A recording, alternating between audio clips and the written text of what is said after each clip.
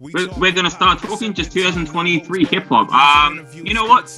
Why don't you start and tell me, just tell me any news you've had interest in this year, or any albums or singles that came to your attention, just anything at all. Start us off. Yeah, beauty. It's again, we say it every year, but it's another one of those fantastic years in hip hop where every Friday rolls around and there's a bloody list of 20 albums or EPs that's dropped, and you got to try and sift your way through because they're all fantastic. But it's and life gets in the way and so forth, so it's hard to keep track of what's dropped each and every week for the past few months. But there's certainly been a number of albums that I haven't got around to reviewing, or that I have reviewed recently, that I've really enjoyed, and I guess that just speaks volumes to the sort of hip hop that's being produced, particularly on the indie scene, but just more broadly as well. So it's it's been good. It's been good. Nice. Yeah, for me, because obviously when it comes to the indie scene, when it comes to the underground, the phrase "you run circles around me" is the most underrated statement I can make. I don't know much about the indie scene. I'm trying to dive into artists I care about, but I don't know much about that scene. So most of my releases, if they were from the indie scene, they had to be really good to catch my attention, only because I'm not really around that circle too much.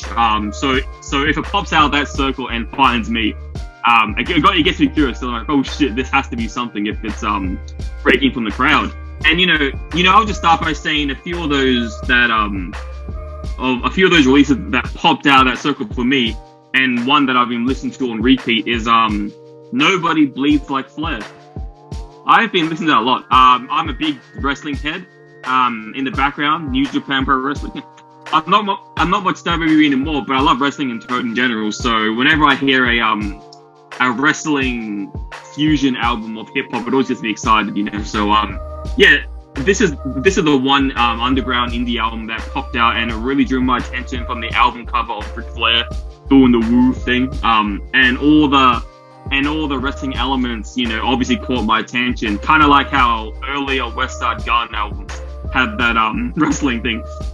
But so that's one album that in my opinion popped out of the circle, as well as ironically another wrestling one, Naxo Jim Duggan by ST Knack, produced by Westside. And ironically those two popped out of the indie scene and were both wrestling related. So for me, I was having like a field year. I was like, fuck yeah, a lot of wrestling releases. I'm a happy man. Yeah, man. And you've hit it on the head. And I guess the beautiful thing about our relationship here is that I'm very heavily rooted in the indie scene, and you keep me across some of the more mainstream stuff. So we sort of meet in the middle. And I guess those two projects that you mentioned are somewhat similar in that regard too, because, obviously ST Knack, who has been doing this for 20 years and is incredible lyricist, is now finally starting to get that overnight success that people talk about, and it's because Westside's got his name on it as well. So people like you who listen to that kind of thing get put onto someone like Knack, which is fantastic. But good to see Westside Gun in the crowd for one of his shows. Just a man among people. I thought that was really cool, and speaks volumes to the sort of person that Westside Gun is, particularly for the hip hop culture. But that's a fantastic album. And the other one you mentioned, Mickey Diamond, man, he is having a run. Like it started last year, end of last year, all into this year. And that's one album that I think you and I have probably earmarked as one that we want to go through track by track and really dive deeper into. And Mickey, if you're listening, we're going to get you on for an interview at some point too. But yeah, we'll dedicate an episode of The Verdict to talk more broadly about that. But fantastic album, and he's on a fantastic run. So no, it's spot on, man. It's been really good. Yeah. And while we're going to talk about hip hop, obviously there's been some amazing releases, and then throughout this year there's been some realizations for me that as a hip hop fan, it's something I didn't really want to, because sometimes you listen to an album or hear an artist and then something will click, and for me it was for the worst reasons. And one of those things, like, I might get a lot of hate for this, but fuck it, I'm going to say my mind. I realized this year that I kind of feel like outside of Run the Jewels, that Killer Mike is kind of a one-trick pony. Outside of Run the Jewels, obviously LP has a lot to do with that, his production and style, but I feel like solo stuff, like Killer Mike doesn't really have the oomph I remember him having. I mean, he hasn't changed. It's just, I don't know what it is, but I found his stuff by himself, at least, a lot more, his solo stuff, a lot more, like, I hate to say dull, but like, it's like the same thing across every album. Obviously, with his release, fucking, the one that got him big ages ago. I forgot what that was called, but with him on the cover. Yeah. I can't think of the name of it, but yeah. Mike or something. Yeah, whatever that was called. That one was, because I had an LP on the production. So again, it's another Run the Jewels dilemma. But Run the Jewels obviously fantastic. But after listening to the few singles I did of Killer Mike's album, and it's just the more I listen to him, obviously I'll always be excited for a Run the Jewels release, but by himself, I just feel like he's bland, and and like obviously there are people who love him, and he does deserve the credit he gets. It's just, I don't know, like I can't hear him the same now for whatever reason. It's just, I guess I had high expectations for this, the most recent one he released, and I guess it didn't hit, whether it was the production, whether it was the stale, like he raps the same way when he's by himself in every album, and I kind of I finally clicked on, he's not really getting me excited, at least the solo stuff anymore, which it's a sad realization, but it's the realization I had this year. I think that's that's part of growing up in hip hop as well. Like, I think it was rap music from memory now. I think it was rap music, and that was like 10 years ago. And he's standing on the cover, but he's a different guy now. The scene's different. He's done a lot of his work in the social commentary space and all that sort of stuff. Plus, we're different people than we were 10 years ago too. So, that's one thing that I do think hip hop has, is that, you do have capacity, whether it's an artist or whether as a listener, is to progress, and we expect that from our artists. We expect that from ourselves and our ear. And, I mean, Teflon, I'll speak to that one. Teflon released an album recently, DJ Premier and everything on the production. Fantastic album. Completely dated, like sounds like it's 90s, because that's who Teflon is. That's what the MOP vibe was. That's who he is. And for some people, that's dated. And for some people, that's golden era. So, two different hip hop fans can view that same album a different way. And either people still want to go back and be transported to that 90s boom bap dark era, and others are like, I would have liked a bit of progression from him to make that sound a bit more relevant today. So I hear what you're saying. And look, I haven't had too many spins of that Michael album. Again, just time and so many other things that have really captured my ear. It was good from what I heard and a good listen through, but nothing that I've raced back to with a list of, others that are really sort of grabbing my attention. Yeah, exactly. And while we're on the topic, someone who also released and this is actually, I think, the opposite. This is the exact opposite contrast to the Killer Mike album, but the new Conway album. It's funny because I say contrast because from what I heard on the album lyrically, he was in his prime. He's just evolving for the better. His lyrical, his flow, his cadence, but the production was just. I'm like, dude, how did you end up? Because obviously he's been on a run from his EPs, mixtapes, all his mixtapes, and then his debut album, and then 2 albums. Yeah, so like I've been a fan of everything he's done up until this point. Obviously, I love Griselda, I love all the members in it, but this is the first time where I was listening to production like, you really chose that, and I'm pretty sure. I mean, obviously, I could be wrong. I haven't dissected who was on what, but I'm pretty sure Westside wasn't executive producer on this whole thing. I know he was on a few tracks, but he wasn't executive because there's no. I can't believe. I wouldn't believe that Westside would let these beats fly. No, because that's the latest one. That's the Presents the Drumwork album, yeah. Oh no, the one before that. The one before that, yeah. I was going to say because I certainly know that he wasn't involved in the latest one, the Drumwork album. And again, that has a distinctly different sound.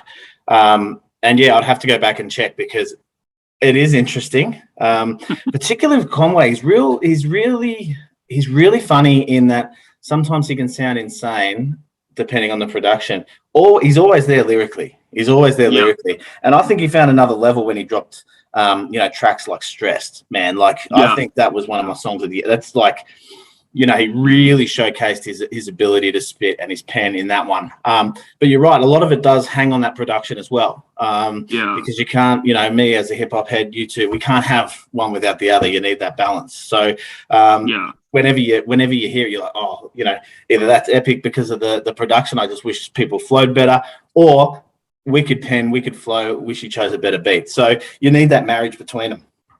Yeah, and the whole album. I mean, sorry, not that, there was great moments, but for the most part, that album kind of reminded me of that infamous Jay-Z DMX collaboration song with that terrible fucking like someone running on the keyboard on a piano, that fucking weird beat, and I'm just like, why two of the greatest MCs? How did that beat get chosen? And like a lot of this new Conway album. So yeah, that was a lot of because it's weird because Conway is not someone that gets a lot of flack. Obviously there are people who don't like that sound, who don't like the Griselda griminess, and that's fair enough. Each to their own. But it's very rare, I think, for a project like Conway's to be shit on this much. And obviously, like I said, lyrically there was nothing wrong with him. It was just it's weird. What's interesting is people are saying this despite his obvious connection with West Side Gun. Do you know how much that album has to stand out for the worst? If people can put up with West Side's production and still say this one's shit, like that's a new level of what the fuck. Yeah, totally, absolutely.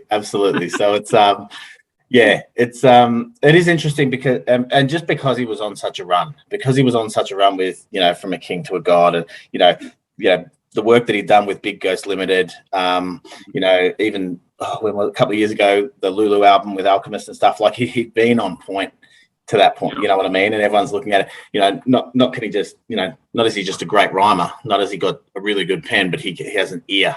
But yeah, sometimes, you don't know what's going through. And again, much like a fan, you might be trying something different, might be at a different point, personally. So you just got to take it as it comes. And, but yeah, you're allowed to be disappointed, I think.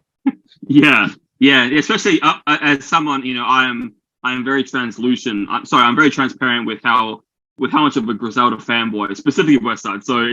Obviously this was one of those albums where I was like, oh fuck yeah, it's out, and then I was like, oh no, it's not. Yeah. So then anyway, that's just probably my fanboy coming out. One album that I was looking forward to, and the opposite of that as well, an album I was looking forward to came out and it just met all my expectations and more, was the fucking JPEG Mafia and Danny Brown Scare These Hoes Volume 1. And it's actually interesting because Danny Brown posted on Instagram that there's a Scare These Hoes DLC pack. So obviously it must mean a sequel or a special edition or something, but I love how you worded it like a game. But so yeah, that album, look, it for anyone who's heard it, it is insane for all the right reasons. It sounds like, what did I say to you? It sounds like like a bunch of soul and R&B cuts on drugs.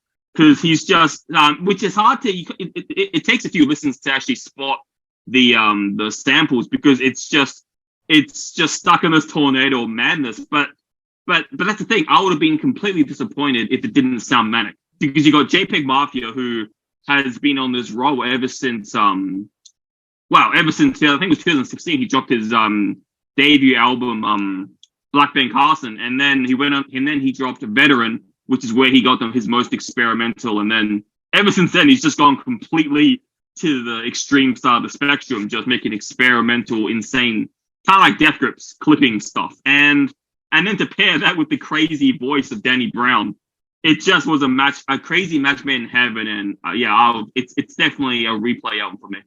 Yeah, and I remember when you sent it through, and I was like, oh, because I'm not the biggest Danny Brown fan. I have to be in a certain mood to be able to do that. I listened to that and I was just like, I said to you, I was like, this is just musical mayhem. Like it was chaotic, but it was crafty. It was different. It was interesting and exciting. And I think that's something that, a lot of artists have potentially lost, whilst they try to appease us fans. I think a lot of guys play it safe, try to keep that same sound to avoid backlash like that. But Danny Brown, he doesn't give a fuck. So you pair those two together, and it was going to be whatever they wanted it to be, and it was going to be high energy, and it was going to be crazy, and it was, and it was certainly not something I can press play on every day of the week, but it's definitely mood music for me. But again, a fantastic album, and a different hip hop offering than we get 9 times out of 10. Yeah, it was like, what was I going to say? It's beautiful because they literally named the album "Scare These Hoes," so it's like it's not something. It's going to scare the everyday hip hop head to play in the car with their girl. You're not going to play that to try and impress a girl, or to set the vibe. And they literally point that out, and I'm pretty sure there's a title track in that album with that chorus. It's like you're scaring these hoes. Give me back the aux chord.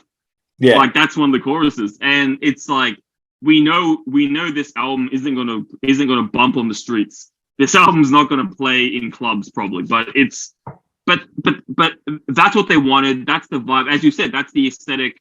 Whatever aesthetic they wanted, they were gonna get it because neither of those conform. They're not conforming artists. JPEG. There's a very funny story on the JPEG Mafia album Veteran. He couldn't get clearance for like 90% of the samples that he wanted, so he ended up making it himself. He ended up doing all the samples by hand, like tapping or doing ASMR breathing to make like snow, like the sound wind. Like he did everything himself, and that's what catapulted him as an underground artist. Like, oh fuck yeah, he can do this all by himself. So really pushing that that boundary as a producer and as a rapper. Yeah, and isn't it funny that he pairs up with Danny Brown, who's notorious for sample issues? It's just they're just creative, and you love it. You love it. It's like I said, it's music that they want to make. And if you fuck with it, you fuck with it. If you don't, you don't. They don't care. So yeah, no, I really love that. Another one. Sorry. Just give me 1 second. I gotta let my dog out. Sorry. No, just go. Don't worry, I'll edit that out. Yeah. All right. Sorry. Go. I was going to say another album that just recently dropped, and I managed to get a review up. So if you go to rawsidehiphop.com, you'll see the review of the Stu Bangers and Chino XL album, and that's one that I've seen online. Probably the most, I guess, polarizing album that I've heard people talk about this year, to be fair, because you got a lot of people who are a fan of the big bass heavy boom bap production that Stu Bangers does, but Chino's very, very acquired taste, and he's another one of those ones that had he have changed up either his content or his flow, probably could have been a bigger mainstream artist than he was.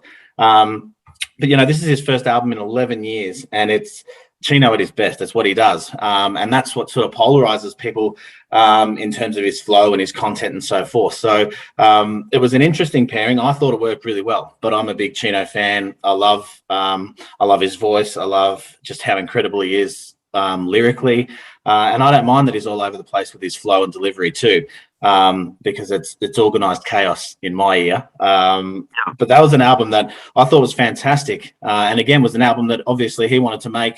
And people will love it or hate it, but for me it was a fantastic listen, and it's one that I've gone back to half a dozen times already in the past couple of weeks.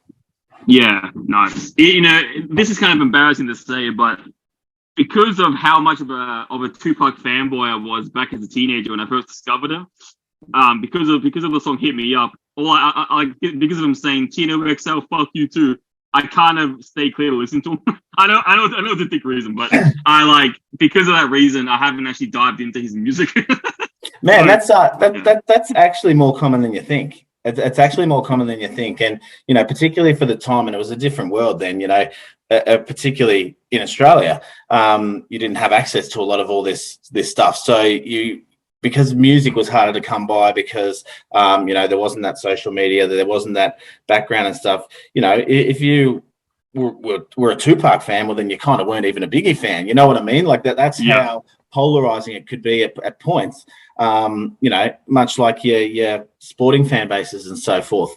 I think we've sort of progressed a lot from that now because everything's just so worldwide and the access to everything's so broad now. But yeah, you wouldn't be the first person that's ever said to me, "No, I don't fuck with him," and that's particularly the reason. But in saying that, if we did that with every rapper that had beef, we'd probably miss out on a lot of good music too. So yeah, well, I'm kind of hypocritical in a way because I love Biggie, I love Mobb Deep. I just happen to, for some reason, single out Chino. Yeah, and look, he does the others were definitely at the pinnacle of their career when this was going off, right? Chino XL wasn't a big name, will never probably be a big name in that same respect. So it was probably easier to single him out because it's like, I don't really care about him. I haven't listened to him much anyway. So, but I'm not giving up Mobb Deep or Biggie because they're like soundtracks to my life. So it was probably easier to do that. But if you can manage the really complex lyricism, and if you can handle the crazy cadence and out of pocket delivery, God's Carpenter is a fantastic album. Yeah, no. Like I have to give it a try. Something I just realized talking today. It's like one thing I have noticed in spades. I may have noticed it last year, but I can definitely tunnel vision it this year. And obviously, once I say it, you'll know probably the reason why I'm saying this. But what I've realized is the absolute elitist mentality in the hip hop community. Normally I get it. Normally, obviously, people have strong opinions in music in general, and obviously hip hop fans are probably the most honest, the most savage ones, the quickest one to be like, nah, fuck that artist. Because, like in metal, it would just be like, oh yeah, I'm not a fan of this subgenre of metal, but they're cool. But like in hip hop, it's like if you're someone like Drake, or if you're someone like Little This, well, like whoever, like all their mention artists, they're like, oh fuck them, they're not underground. It's just like, it's such an aggressive elitist stance that I haven't really noticed until this year. I think I've been looking back on Facebook, social media. I'm like, dude, like I get it, I get it. These mainstream artists, for the most part, they'll never be on anyone's top 10, top 50 lists because they're not as skilled as obviously everyone else we adore and love, but it doesn't mean they can't make good music sometimes, or it doesn't mean, anyone can do a good feature once in their life on a song, like in my opinion anyway. So it's just a mindset I've noticed like this year specifically. And I'm like, not that I care. Obviously I speak off the top as well. I'm very unapologetic with what I say in my opinions too, but it's just like such a hostile like feeling in hip hop. It's like, fucking hell, like we just need to tone it down a bit. Actually, that's what Busta said, didn't he, in his speech? He's like, everyone has to love each other. No more of this fucking competitive shit. And I feel like he's hitting the money in the head. And I don't know, it's just a mentality I've noticed even more clearly this year. Yeah, oh, absolutely. And we've got artists that are flying the flag saying, hey, so-and-so can do his thing over in his lane and it doesn't need to affect you. And so-and-so can do their thing in their pocket and it doesn't need to affect you. Hip-hop is probably one of the only cultures where people feel the need to go to bat for their team or for their artist or for whatever in such a heavy way. And that's deeply rooted in the genre itself, battling at the lunch tables, battling on the corners. Like there is this warrior mentality. So in order to be good, there's that fight, there's that element, there's that hunger. It's about blowing people away. As it's progressed, and a lot of really good hip hop isn't in the mainstream anymore. You get a lot of people that are upset about that these big money making machines promote certain artists. That's essentially watered down versions of their culture, and people don't like that. People want to go to bat for that. But I'm a big person of having your own opinion. But, you don't need to share it with everyone all the time. So, and I'm the first one to put my hand up and say that I don't like Lil Wayne. Certainly don't like him, but would never say that he doesn't have fire features here and there. You know what I mean? Like there's tracks where Wayne's come on for 16 and you're just like, oh, shit, yeah, that worked. That worked with his flow. That worked with the song or whatever. I'm not going to race out and put a Lil Wayne fucking album on, but I'm also not going to slay it and say that he's fucking the worst rapper ever. You know what I mean? So I think it's just within yourself. You just got to be a bit mindful that, it's not one or the other. They can coexist. Yeah, exactly. It's like people think, because, I'll be honest and talk about a hip hop blacklisting, but, like I listen to Drake all the time. not all the time, but I'll put them on. Like sometimes I like to listen to music when I'm high or when I'm walking somewhere. Just like turn your brain off music. Music we don't have to think too much, and just like chill vibes, nice production. It's kind of like Rick Ross. Rick Ross, for some reason, always acquires the freshest beats somehow, but he just raps the most ridiculous shit. It doesn't make sense, but but you can listen to all the beats. You can listen to it, for a mindless flow, a mindless song with the most amazing crisp beats, and that's what Drake is to me. Like, and I do think his earlier stuff was, I do love a few of his earlier albums, but that's the thing. I'm never gonna put him, like, if I'm writing the top 50 list today, he'll never be on there. No part of my life will he ever be on there. But I enjoy a few of his albums when I can just switch my brain off, groove a bit to it, and I don't think his flow is that bad. Whether he has a ghostwriter or not, I don't know the guy, so I can't talk. But he'll never be top 10. But it doesn't mean that I can't enjoy, the mentality of, because you listen to this, you must think he's better than this. It's like, dude, like I said, with an artist like that, I'll never put him above whoever, Eminem, Jay-Z, you name it. I'll never put him in front of it. But I don't think he's the worst artist to ever do hip hop, and I think for his lane, because he does have a lane, and obviously there are times when he's a dumb fuck and tries to enter into, let's say, Pusha T's lane, and that's when you get fucked up. He should never have done that, and he got what he deserved.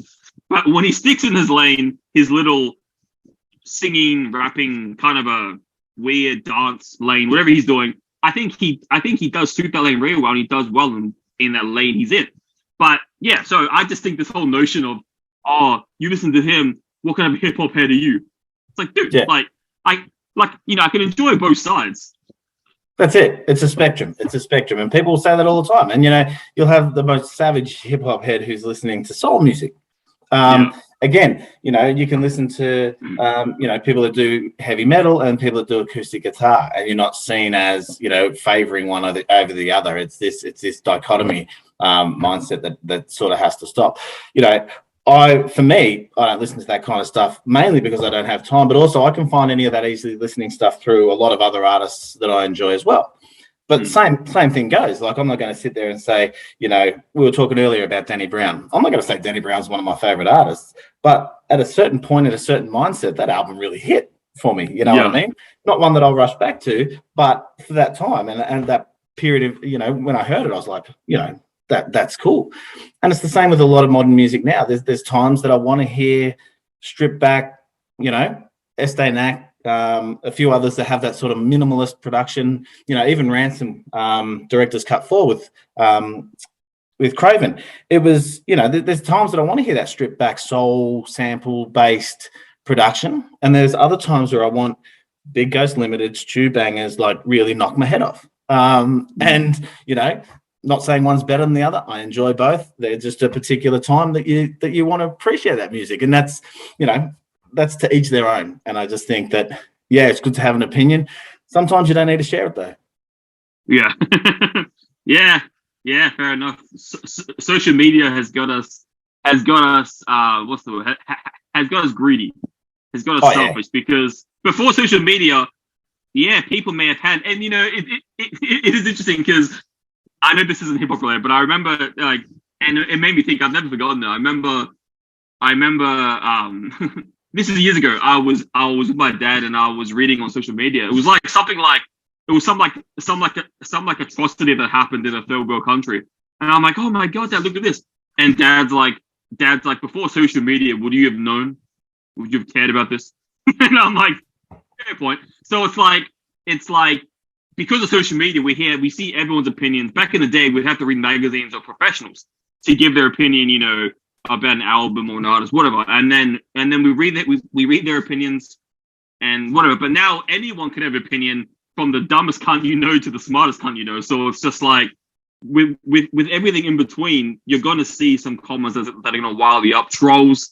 You're gonna see people who just their purpose is to make you angry about dumb takes. So it's not it's not the easiest process to filter out that dumb shit. But I do agree. It's just like opinions are just thrown out way too easily these days. Yeah, and everything is all about accessibility. Everything's about accessibility. So, you could be having a bad day, bang, straight on the keyboard, and then you go, So it's one of those things that, I do try to limit a lot of that social media. Obviously, it's a necessary evil with this sort of stuff, and with raw side hip hop, you've got to be there. But, I tried to, with the limited time you have to appreciate everything. I think this sort of speaks to my positivity and my mindset, is that the limited time that I've got to appreciate everything, I kind of don't have time to buy into the defend this hill and I'm going to die on it sort of thing. So try to just, rather than engage in all that sort of stuff, just try to shine light on some really good stuff. And, social media was really good because one of the better albums I heard this year was by a group that I'd never heard of called The League. And the album's called We Landed on the Moon. And I only knew about that through social media. People posted, found it, whatever. It came across to me and I was like, oh, shit. You know what I mean? Like, this is when social media and accessibility is good. You know what I mean? Yeah. Like, when there's something that would have gone, way under my radar that I got access to for a change, and it was really cool. And I was like, yeah, that's the power of the hip hop community at times, is that you get put onto some incredible music that otherwise you wouldn't have got. And that's one particular album, just because I didn't know the artists. It wasn't on any of my sort of watch lists that I was waiting for. It just came up in social media conversation, and man, it's epic. It's brilliant. Yeah, nice. An album that's coming out next week. I was able to do a review for it. One of my friends in New Zealand, Taiaha. I've reviewed all of his albums so far. He does like New Zealand rap mixed with like New Zealand reggae. It's a very chill, like, I'm trying to think. It's like a good fusion of reggae and hip hop. Very, very relaxing, very spiritual in a way. And he has an album coming out soon called which is available for pre-order. I'll probably put the link somewhere. Called God Gave Me Courage. It's a fantastic, from the pre-release version he gave me. It's fantastic, and I know it comes out next week. Pre-order's available. It's one of those things where I'm trying to find a way to describe it. It's just like an artist to describe it, but it's very, it's like Bob Marley mixed with hip hop. It's just but New Zealand reggae, which is a bit different. But yeah, it's very, very mellow, very chill, very personal, spiritual. There's a lot of elements of, R&B. There's a lot of elements of obviously hip hop, New Zealand reggae. It's just a very chill and one of the more enjoyable records I've listened to this year. And like I said, I've reviewed this guy's last two albums. He's never disappointed me. A great artist to get into. He's an up and coming guy. So if you're an artist, if you're a fan of the more chill, just vibing stuff, kind of like a more down to earth spiritual Drake with better lyricism, then go check him out, and I'll pop you the link above. Yeah, that's cool. I like stumbling across people like that. Like there's a bloke from was originally from Adelaide, Nelson Dialect, did a lot of work with Big Bob before Big Bob passed and stuff. Really cool, subtle hip hop, introspective, lyrically, good quality, makes you feel stuff. In fact, this morning, when I was firing up the computer and started to look through some of the new releases today, another one that I hadn't even heard of, it's an album called Monarch. It's by Cy Martial Law, I think, Broadway. I haven't got a lot of great detail on it at the moment, but there's a couple of people I shared it with straight away, because I'm like, after the first track or two, I was like, you're going to really like this, because the production of it, it's not in your face. It's really, it's stripped back, but it's still got some really good drum work. The storytelling, the introspective kind of lyrics were really good. So I've only given it a couple of spins, like just let it play through this morning. And that's another one of those albums for a Friday morning before I get stuck right into things, while I'm doing bits and pieces. It was the perfect soundtrack. And I was impressed because, again, someone I hadn't heard of, wasn't expecting, popped up. But yeah, I think it's, Broadway, Crown Life Republic, Cy Martial Law, and it's called Monarch. Anyway, it's on Bandcamp, Spotify. Go and check it out. I'm going to go back and revisit it. But again, one of those easy, chill, listening Friday morning kind of things before, I want to hit the gym and get some big-bodied music on. Nice. And yeah, that's the thing. Like, as you said at the very start of the podcast, we have such different tastes, and it helps put so much new music for the both of us in the middle of it. In the middle of our two spectrums to put in the middle for us to both enjoy. So on that note, an album I'm actually really excited for, again, that hasn't dropped. I haven't heard any music from this, and I can definitely without even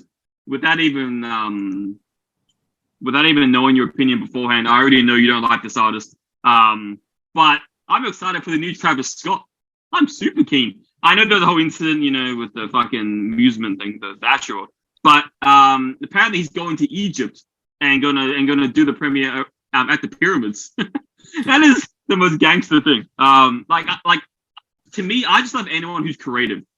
And keep in mind, I know creativity doesn't always mean a good album. I know that, some people can just be creative and make shit projects. And he doesn't have the best record. And obviously, I imagine among underground, hip hop heads, he's probably not popular. But I love that he's creative as fuck.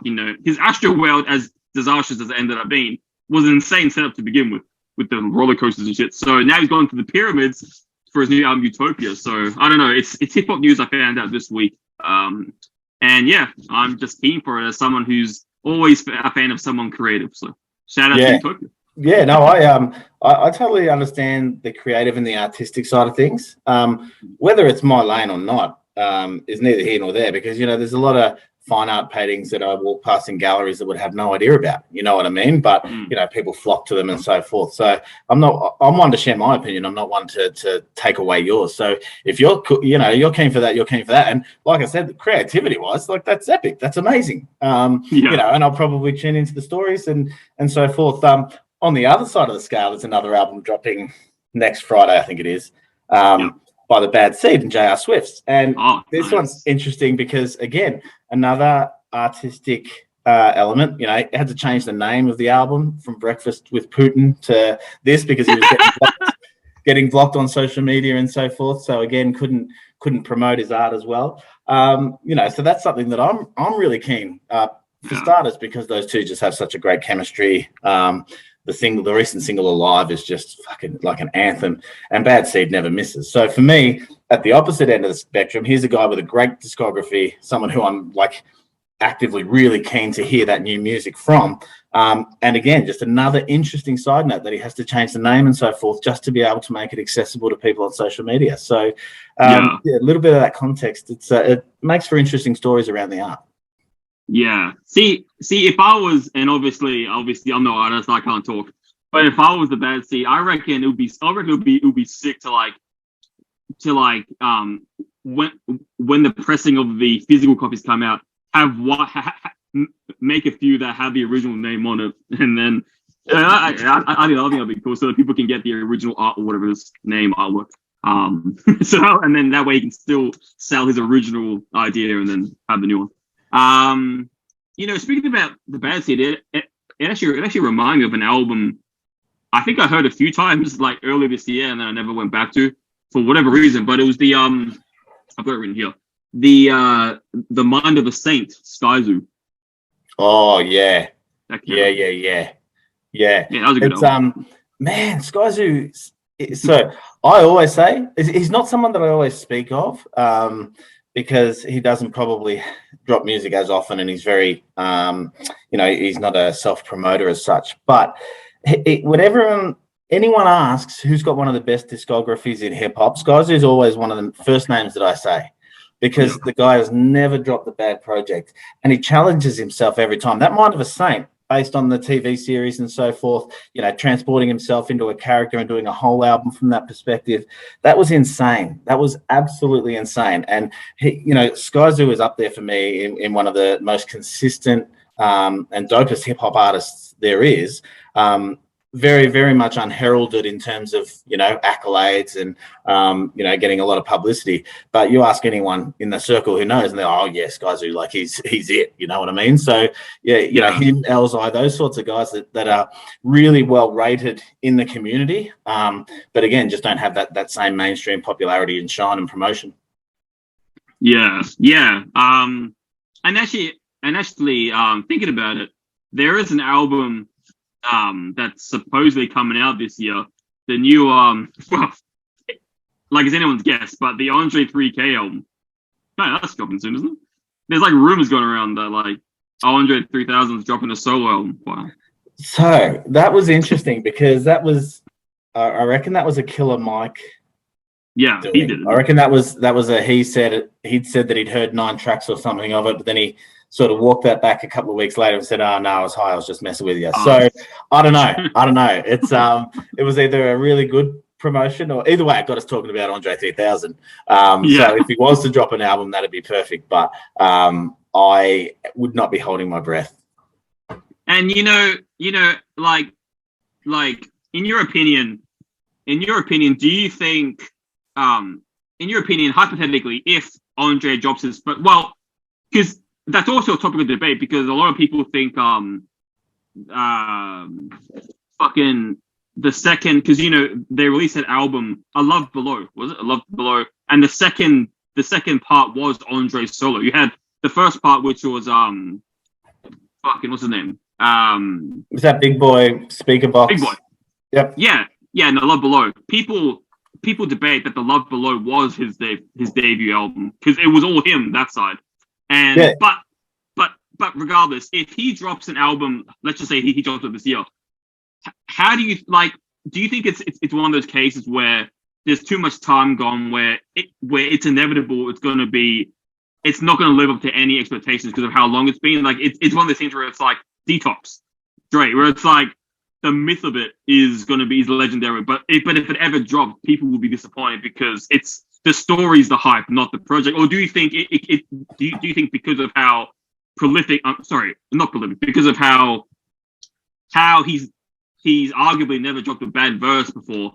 Do you think there is a chance that if he drops an album, it can live up to the hype? It's an interesting debate, and discussions that I have with people all the time. It's like, Biggie was this, Biggie was that, but Biggie only got 2 albums. Otherwise, he would be, the greatest with no competition. It's like, yeah, well, he could have, or he could have ended up, making a shit album in 3 albums time, and everyone's like, oh, you know what I mean? So, not having a big body of music as well as having a huge body of music, I think there's arguments 2 and 4.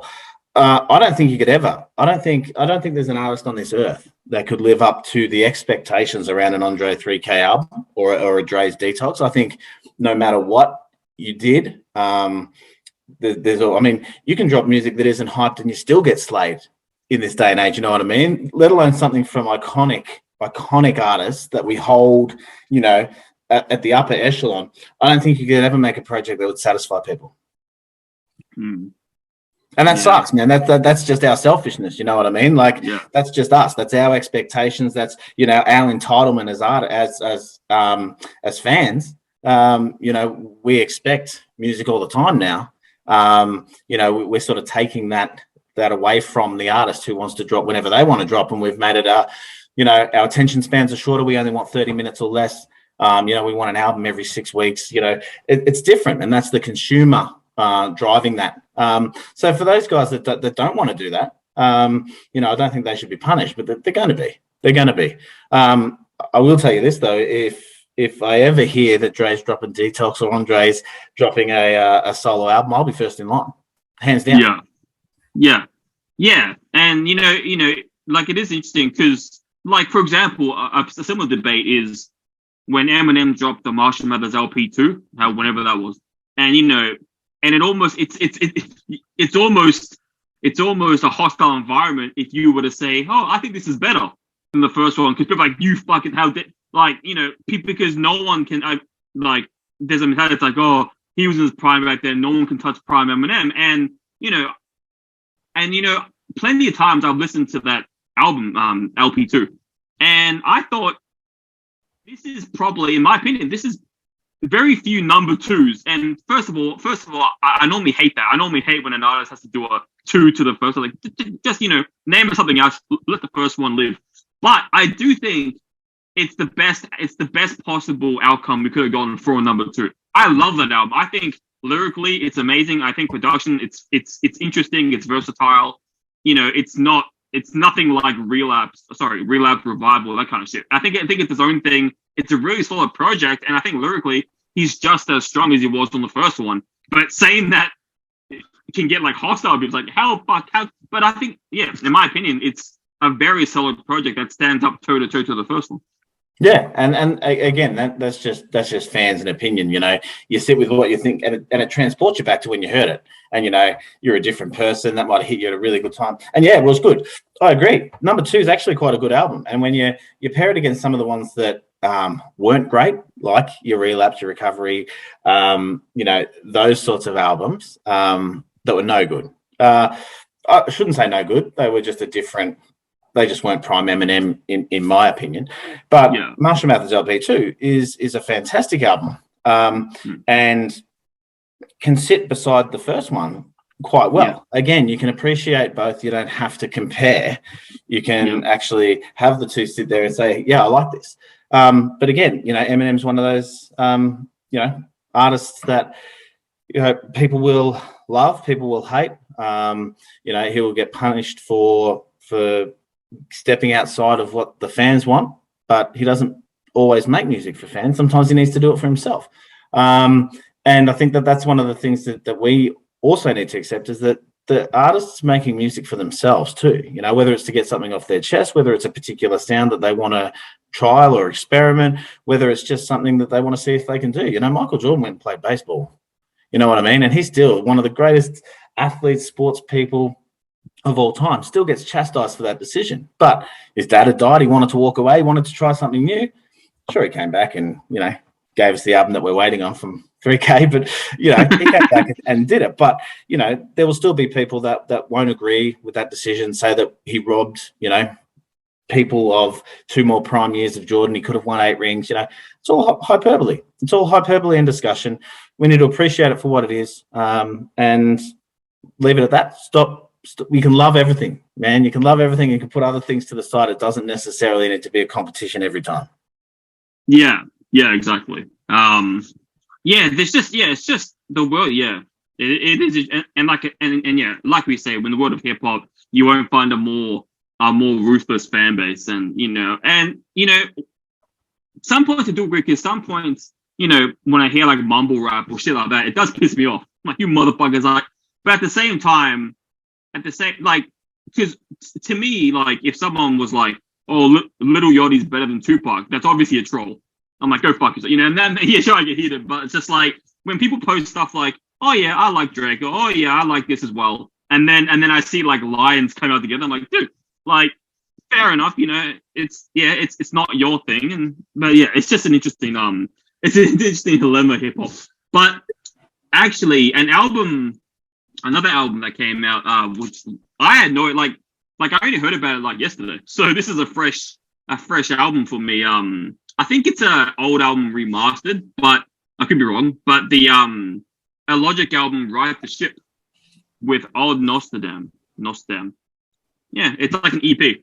There's 5 tracks in it, and I really liked it. Yeah, I mean, a Logic. We love a Logic. We love a Logic, man. Oh, underground man. Poet legend. He's definitely one of the godfathers of the poet rap push in poet rap invention. What do you want to call it? He started that trend. He was one of the godfathers that started that trend, alongside people like A$AP Rock and people like that. So he doesn't get enough credit. And I just found this EP really good because obviously I love most of, if not all of his work. So it was a good surprise to find yesterday. Yeah, no, and I agree. I love a Logic. I think very underrated, but and again, certainly not music that I put on when I go to the gym. But man, when I want to actually sit down and concentrate, the guy's so genuine in his lyrics. There's just an authenticity to his music. I really appreciate it. I really love it. It's So I'm very high on a Logic and have been for a long time. So which is cool. Speaking of we were talking about number 2s. An album, I actually got to review it. I actually wrote the write-up for Bandcamp for them because I got the album ahead of time. But it's Substance 810 and Observed Since 98. So they dropped an album, I think can't remember what year, earlier in the year. And then they followed it up not much later with the second version. So The Lion's Share 2, Gold Shillings. And, it's one of those, so that those two came out quite close together. because they obviously had worked on a big body of music in the background. And the first one was so good and really well received. It was like, yeah, that's crazy. And then they shot me off the second version, and I listened to that before it got dropped, and I was like, oh shit, like, we've actually got a sequel here that deserves the number 2 title, because it's a carryover, slightly different sound artistically and whatever, but you can see that growth and that progression of that relationship between producer and MC, which I love. I love when you can feel that in the music. But yeah, that came out, it's probably a month or 2 ago now, but that's a number 2 that I thought really holds up well against number 1, and again is a really good extension and deserved to be a number 2 as well. So if you get a chance, Substance Day 10 and Observe Since 98, Lion's Share 2, gold shillings. It's good, trust me. Yeah, I do trust you, and even though we have different takes and different opinions, that's why we need you versed in the underground, because I would have no idea otherwise. I'm like, it's funny because like I know for a fact hip hop heads like in any group I'm in, they must see me as like the fucking just the mainstream boy. Like I must give. I mean, I am, but I must give off that vibe. It's like this guy doesn't even listen to much underground, so it's like I'm so dipping my toes in one day at a time, like into kind of your world, really. And yeah, there are some great releases. It's just, yeah, I don't know why I've always like my Nas's, my Wu-Tang's, my I mean, I like Logic. I think was like Logic and ASAP Rock was probably like my favorite, and my introduction to the underground era. But I was gonna say, speaking about hip hop, yeah, did you hear? I mean, I still haven't heard it, but didn't what's his name? Fucking didn't Hit Boy make an album with his dad that just like went under the radar? That's a good question. Yeah, he made an album. I think it was Hit Boy made an album with his dad. Yeah, right. And like I saw a bunch of comments saying, "Oh, you guys didn't even give it attention." And I'm like, yeah. Hey, for me, it's Hit Boy, and in the right environment, Hit Boy is good. But I also think Hit Boy can be a bit mundane when I hear some of the other people that are making music. I think a lot of his stuff can feel a bit mailed in and a bit pedestrian. I think it really takes someone special to bring the best out of Hit Boy, if that makes sense. So it's not someone that I go rushing to hear new music from. But again, if it's on, it's on. Static Selector, he dropped an album that I felt went under the radar, Round Trip, and that was crazy. Yeah. Static Selector is, what DJ K-Slay, DJ, like the less mainstream version of all those guys that get props for their producer albums. But yeah, if you get a chance, Static Selector's Round Trip, I thought was a fantastic album. Some really good artists with really, really strong verses, and you know that they have respect for Static because they come with fire. Like they don't just say, "Oh yeah, here's 16, chuck it on your album, we're cool." It's like, nah, they got a lot of respect because they put time and effort into their craft. So you'll hear a lot of cool verses on that. Yeah, and the Hit Boy album is called Surford's Round 2 with his dad, Big Hit. They dropped it on Father's Day. Well, there you go. American Father's I haven't heard it, but and yeah, with Hit Boy, it's just like, to me, like, and I always say this, to me with Hit Boy, and obviously, wait, was he the one? Did he also work on Nas's album Magic? Was it him too? Was it Magic? I love Magic. I don't know if he was on that though. I don't know whether he was on Magic. I think he did the separate. Yeah, he did the Nas's the 3 parts, the King's Disease. Yeah. I think he was. I don't think he was on Magic. Because that was hang on, let me have a look. Google now. Magic is arguably for me one of the best recent Nas releases. Oh yeah, it's Hit Boy. There you go. But so there are times like Magic, and there are times like King's Disease 3, which I think was the best out of all of them, the King's Diseases. And so Hit Boy does have, can generate good music. But to me, yeah, for the most part, the pedestrian comment, like I just feel like, and I've always said this, if you dropped Hit Boy into a time machine into the 90s or early 2000s, he wouldn't stand out. people then like were just so much better. And you know, not to say he's bad, but there are people who obviously shine harder than he does. And I just feel like everyone's saying, oh, it's like when there are so many, obviously probably in the underground as well as the mainstream, so many other producers that just have such more unique sound or a lot more prolific discography, production discography or whatnot. So I don't know, like to me, he's just someone, like I said, who just wouldn't stand out in the 90s or early 2000s, but because we're in the modern era, he probably stands out. You know, people who maybe don't have a lot of experience listening to old school music, maybe they're the ones that are like, oh shit, have you heard this guy? While people like us are like, yeah, exactly. yeah, exactly. And that's where, you know, that is again where the hip hop community shines, because they know people. You know, they know someone who's around the corner, they know someone that they've worked with, they know someone who's busting their ass who just doesn't have the name recognition, doesn't have a big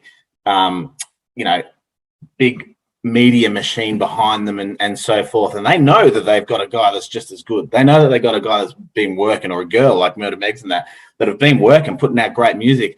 But, you know, Hit Boy does something and everyone flocks to it just because of the name and the promotion and so forth. And I think that's where the hip hop community and the passion is really cool, because they do fly the flag for, you know, people that deserve that credit and respect, people that are equally as talented that just don't have the opportunity to be seen or heard by a lot of people. And, you know, 3 years ago, that's why I started Raw Side Hip Hop. There were so many people that I'm like, oh, everyone was talking to me about mainstream artists. I'm like, yeah, that's cool, and I appreciate that too, but they're not the ones that need my help. You know what I mean? Yeah. They've got their own stuff. I've got, you know, people that I'm listening to that are doing this, you know, paycheck to paycheck, you know, recording out of basements and that, but are talented dudes, like talented.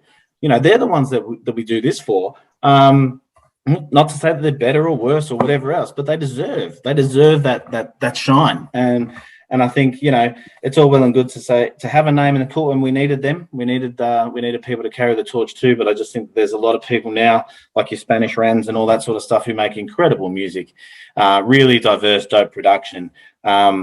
You know, not saying better, or because, you know, you don't want to get into that realm, but that deserve props. Yeah.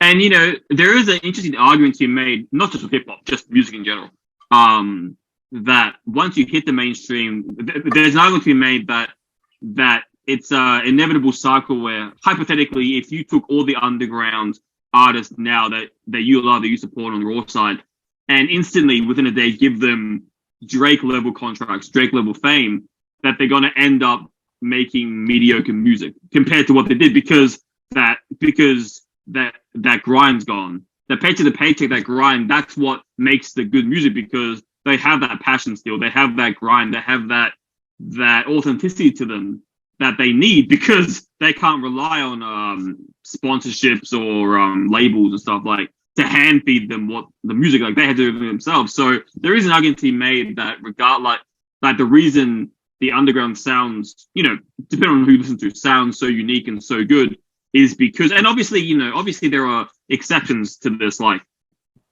Griselda, Dr. Dre, DJ Premier, you know, they still work as if they're still underground. So there are exceptions, but for the most part, I feel there's a stigma to it. Like, oh, you know, hopefully they don't get the big labels, because then they're going to start making shit music or they're going to sell out. So the problem with that is that the good thing about this, so this is, again, this comes back to that gift and a curse, is that being an independent is hard, man. It is hard. But you control everything. You know, you don't have to make a record you don't want to make.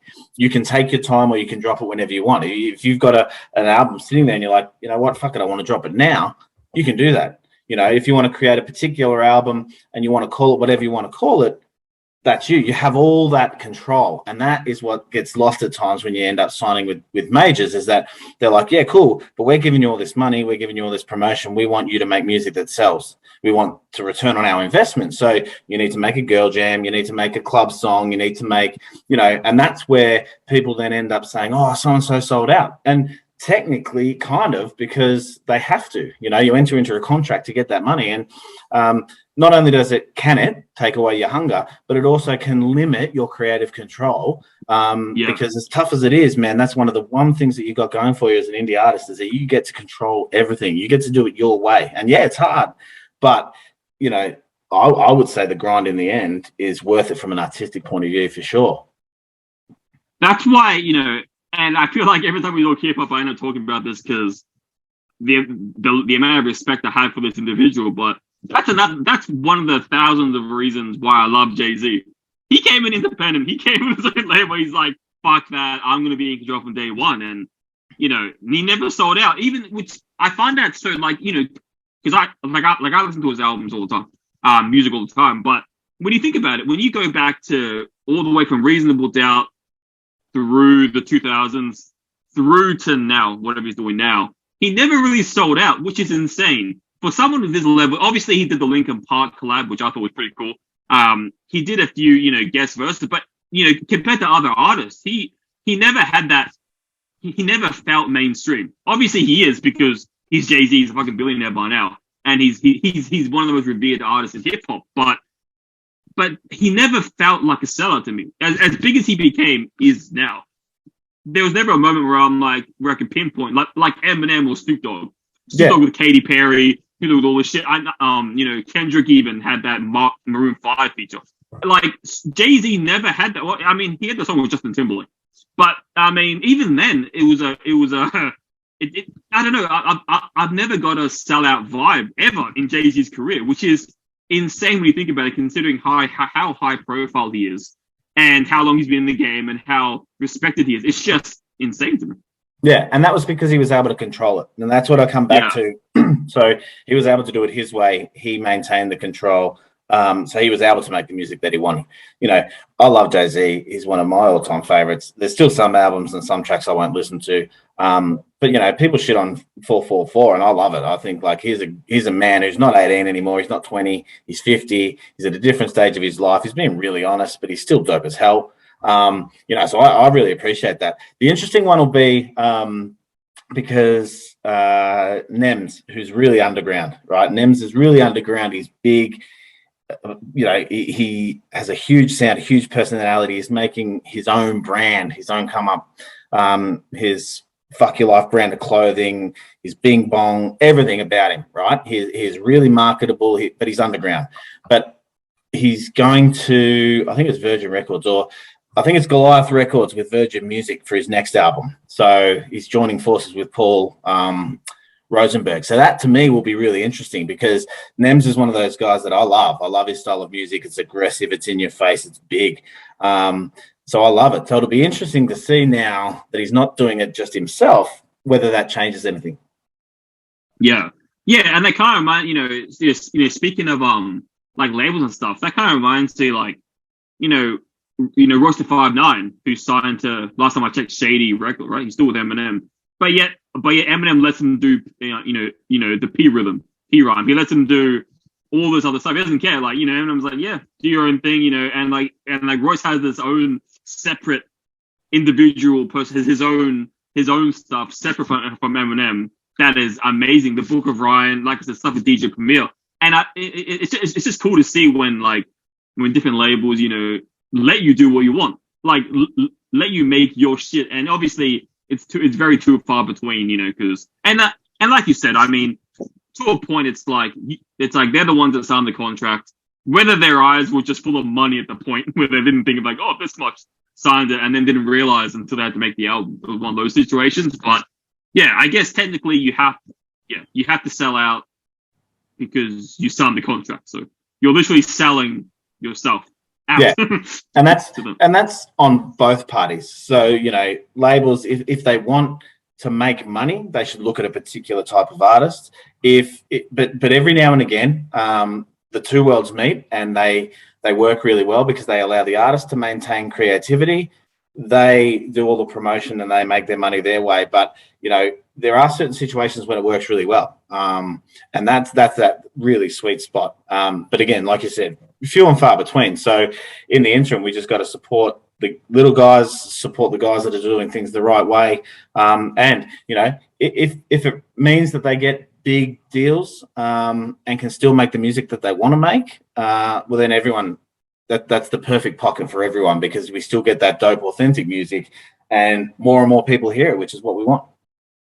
And like I wonder what would happen. I was thinking about it now. Like I wonder what would happen if if an indie guy gone mainstream, made his first album on the new album, sounds completely different, sounds sellout compared to his old stuff. But if he started the album with like a skit, an intro, he's like blame the record label. This is why it came out like this. Boom. Like I wonder what would happen. Like it's just fidgeting because you can't deny that the record label changed this type of thing. Like they're always the one changing the style, obviously, to get club hits or to get number one charting songs, where otherwise that indie underground artist wouldn't care about normally. And so it would be interesting to see how transparent you can be with the label, because you had that fucking again, I know you probably won't be familiar with this, but the single Drake, God's Plan, the music video, it says at the start that he gave away, he blew his whole album budget on the music video, and then he gave it away to charity. That's the video. He's going around paying for people shopping, giving people checks to help the community. But he said don't tell the label. Yeah. And so it's but then him being Drake, he made it all back with the billions of views it made and whatever. But it's just it's funny when stuff like that happens. You're I don't know, I always find it intriguing to see rare moments of artists, not artists versus the label, but when there's stuff like that going on, it's interesting to see how it unfolds, how the what the label does about it. Yeah, and there's interesting times where it's you have to do a certain number of albums, and so a lot of times an artist will just mail in the last one because their relationship with that label's broken, but they have a commitment, they've got to do it, so they might put out something that's not particularly their best work to fulfill an obligation that they had, so they can get off that and start doing what they want to do again. But all of a sudden, when you put that album in amongst the discography, it's all of a sudden it's a blight on that. So it's there's a lot of machinations behind it, and I think that's why I'm really drawn to the indie hip hop scene, is because you don't have that. You've got guys that are procuring their beats from someone that they met and did and this, that, and the other, and it's a case of they get to do that grind themselves, and they get to maintain and stand behind it, and I love that. I love the ability for people to be able to say that and make music the way that they want to and make the music that they want to. No, it's definitely an obvious. Obviously there's some exceptions, but for the most part, there's an obvious for most record labels, there's an obvious difference in quality, difference in vibe and sound and texture from mainstream to indie. It's one of my favorite rappers in the mainstream, because I think they haven't put out a bad record yet, is Rhapsody. Oh yeah. And yeah. She signed to Jay-Z label, isn't she? Right? She signed to. That's probably why. Yeah, I'll find out. No, J. Cole on it. Because hang on, I need to search this up. I think she is Rock Nation. Label. Let me have a look. Because I think she is with Jay. Because she mentions him a lot she mentions him a lot in the rap. Hang on. Rock Nation. Yeah, cool.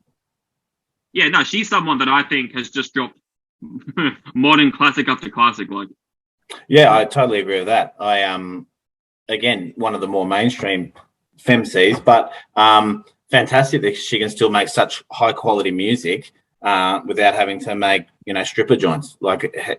You know what I mean? That's yeah, and that's where this sort of situation works when you're on a label that values the music and your art. And their goal is for you to sell and be popular and all that sort of stuff. But when you find a way that you can do that authentically, I think hits different. Yeah, and I think that's something most labels really need to realize, it's kind of like, I don't know, it's kind of like if you're in a job, like a workplace, and like if your boss just realized, if most bosses were like, look, I understand it's stressful here, just like like for example, if bosses stopped micromanaging staff, just let back. It's like, look, the deadline is in X amount of months. You do you. Come back to me in that amount of time. Hopefully it's good. Like if they just left you alone to do your thing, I'm pretty sure most places would have such better morale, such better fucking everything. But instead of like, it's like, oh no, you have to make sure you make a club here, or you need to make sure the music video has women and drinking, and it's like, yeah, if the labels just realized and took lessons from other labels that are doing it correctly, they're doing it with the artist's genuine ideas and ideas in mind, then music as a whole could just be so much better because artists won't feel so trapped. Yeah, no, look, I agree, but I wouldn't hold my breath for that. That'll never happen. But and in saying that, like I say, my life is full with such dope music all the time anyway. So and that's just strictly hip hop. I like you do hip hop, you also do metal and all that sort of stuff. I'm strictly hip hop, and I'm still full of new music of really talented people. So it's one of those things, and it goes back to mainstream hip hop hasn't had a #1 album or something in this year or whatever. That's really interesting, and maybe that will force labels to reflect on the way that they're doing things, because obviously this way kind of isn't working anymore. There's still a mountain of dope music out there, incredible music out there. So it's not like hip hop's not going anywhere. It's just that maybe they need to revisit the way that they market it and what sort of artists they want to produce now.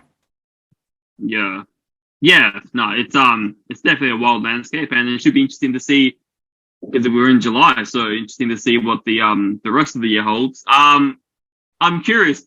Would you be willing to go on a limb and tell everyone, if you have one, what your worst album of the year so far is? I definitely have one. You have a worst album of the year? Hip hop, Yeah, right. I don't know whether I have a worst album. Man, that'd be interesting. I'll get back to you. Next time we meet, I'll find one that, because there has been someone who was like, I was expecting something and it kind of didn't hit the mark. And that's happened a couple of times, but, whether that's my expectations or whether, things happen. But there's none that I can categorically say is my worst hip hop album. But then I can't pick my best yet either. So it's tough. Well, for me, and this is another thing that just came out recently, I heard it and and actually, funny enough, this hurt me more as a wrestling fan than a hip hop fan, but because of the hip hop album, it hurt me both. And it's funny because I was sharing this with my friends, and they were all like, "Why the fuck do you send this to me?" They were so pissed. The latest Little Uzi Vert album, it's just he uses a bunch of wrestling themes like incorporated into his music, and he's just butchered it. And I'm just like, you fuck. And like I said, I'm hurt more as a wrestling fan than I'm a hip hop fan, but it's hip hop, so I'm just like, it's just like, dude, what the fuck are you doing? Like, and especially because 2 albums this year have come out wrestling themed that have been amazing. So I guess that's an extra like reason for me to get angry. I'm like, you motherfucker. So yeah, little Uzi Vert, who's someone I haven't really liked ever. So that's that anyway. But yeah, fuck you for butchering one of my favorite wrestling themes. So there you go. That's my worst pick. Awesome. Well, let's leave it there, man. Awesome to be back. Really good to chop it up, and we'll start to put out the feelers. Mickey Diamond, we're coming for you, and a few others. We'll put out the feelers for some more interviews. But in the interim, we'll keep doing general hip hop discussion and so forth. Nice. So I'll make a point to get back to you with an album that's disappointed me. But for everyone that's disappointed, I'll make sure that I got 5 that have really inspired me too. So we'll keep this positive. All right, cool. Well, that was the verdict, and we'll catch you all later. Much love.